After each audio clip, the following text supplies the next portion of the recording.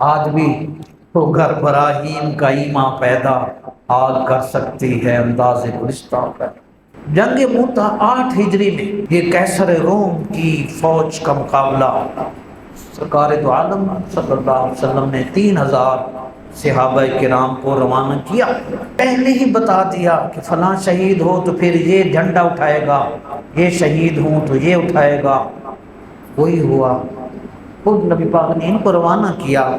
اس جنگ موتا میں 3 سپہ سالار صحابہ کرام رضی اللہ عنہم، حضرت زید بن حارثہ، حضرت جعفر بن ابی طالب جعفر طیار اور حضرت عبداللہ بن رواحہ رضی اللہ عنہ یکے بعد دیگرے شہید ہوئے، اور 3000 صحابہ نے قیصر روم کی 1,00,000 فوج کا مقابلہ کیا اور اس شان سے مقابلہ کیا۔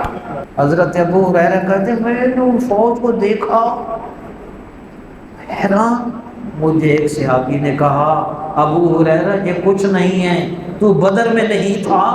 بدر میں جب ہم گئے تھے اس سے بھی زیادہ وہ کافر رہے تھے، اللہ نے دین کی وجہ سے مدد عطا فرمائی۔ 1,00,000 قیصر روم کی فوج کا 3000 نے اس شان سے مقابلہ کیا کہ ان کے ہوش اڑ گئے۔